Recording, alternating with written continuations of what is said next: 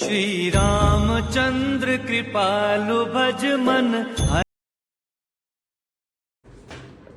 Hello friends, જય શ્રી કૃષ્ણ। કેમ છો તમે બધા? મજામાં? આશા રાખું છું કે તમે બધા મજામાં હશો।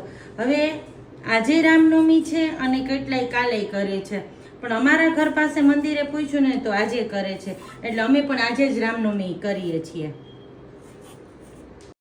મંદિરમાં પૂજા કરી હતી, એક ક્લિપ તમારી સાથે શેર કરી છે। હવે સાબુદાણાની ખીચડી કરવી છે ને એના માટે મેં દૂધી સમારી છે। બટેટું નથી નાખવાનું, પણ મેં દૂધીની ખીચડી કરી છે। સાબુદાણા પણ સરસ પલળી ગયા હતા।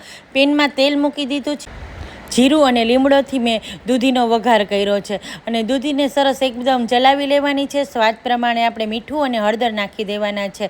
હવે જો સરસ ચલાવી લીધું છે અને હવે આને ઢાંકણ ઢાંકી દેવાનું છે। દૂધી ચડે ત્યાં સુધી બીજી આપણે પ્રિપરેશન કરી લઈએ। તો આદુ મરચાંની મેં પેસ્ટ કરી લીધી છે। હવે એક પેનમાં મેં થોડું એવું ઘી મૂકીને માંડવીના દાણા શેકી લીધા છે। હવે માંડવીના દાણા આપણે ખીચડીમાં નાખવાના છે, પણ થોડું એવું ઘી નાખીને આ રીતે શેકીને નાખીએ ને તો બહુ સરસ ખીચડી બને છે। તો જુઓ, આદુ મરચાંની પેસ્ટ પણ તૈયાર છે, ટમેટું સુધારી લીધું છે। હવે આ પણ ખાંડણીમાં હું ખાંડું છું। જો આને છે ને આપણે પાવડર ફોર્મમાં નથી લેવાનું, પણ આ રીતે ખાંડણીમાં આખા ભાગા માંડવીના દાણા ખાંડીએ ને તો બહુ સરસ લાગે છે। હવે એ પણ ખંડાઈ ગયા છે। હવે દૂધી ચેક કરી તો એ પણ સરસ ચડી ગઈ હતી। તો હવે આપણે બીજા મસાલા કરી લઈએ। તો પહેલાં તો મેં જે ભૂકો કર્યો છે માંડવીના દાણાનો એ નાખું છું, અને આ રીતે એકવાર શેકેલા ભૂકાની ખીચડી કરજો, બહુ સરસ બને છે। આદુ મરચાંની પેસ્ટ નાખી દીધી છે અને ચટણી પાવડર અને ધાણા જીરું સાથે ટમેટું પણ નાખી દીધું છે। આ બધું મિક્સ કરી લીધું છે। હવે નાખી દઉં છું સાબુદાણા। સાબુદાણા પણ એકદમ સરસ પાણી વગરના છૂટા થયા છે। તો બધું મિક્સ કરી લઉં છું ને ઉપરથી થોડી ખટાશ કળાશ નાખું છું। અડધી જ ચમચી દળેલી ખાંડ નાખું છું ને અડધો લીંબુનો રસ નાખું છું। બધું સરસ ચલાવી ઉપરથી કોથમરી નાખી અને આને થોડી વાર ઢાંકી દેવાનું। ઢાંકી દઈએ એટલે બધું સેટ થઈ જાય અને ટેસ્ટ પણ સરસ બેસી જાય।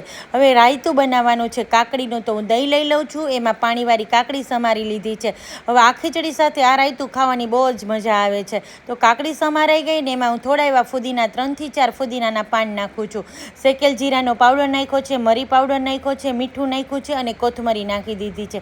હવે 1 ચમચી તેલ મૂકીને આપણે આની પર વઘાર છાંટી દઈએ। તો જીરું અને લીમડો મૂકીને મેં વઘાર કર્યો છે। વઘાર વગર પણ આ રાયતું ખાઈ શકાય, પણ રાયતું છે એટલે મેં થોડો વઘાર કર્યો છે। હવે થાળી પીરસી લઈએ। તો એમાં છે દૂધીવાળી સરસ મજાની સાબુદાણાની ખીચડી, સાથે છે કાકડીનું રાયતું, ચેવડો છે, ભગવાનને ધરેલા પેંડા છે। આજે મેં ભગવાનને પેંડોએ ધર્યા હતા, પછી પંજરી ધરી છે અને સવારે દૂધ કેળા પણ ધર્યા હતા। હવે જો તળેલા મરચાં છે અને મસાલાવાળી કેરી છે, સાથે આપણા બધાની પ્યારી છાશ તો ખરી જ। આવી હતી ફરાળની થાળી।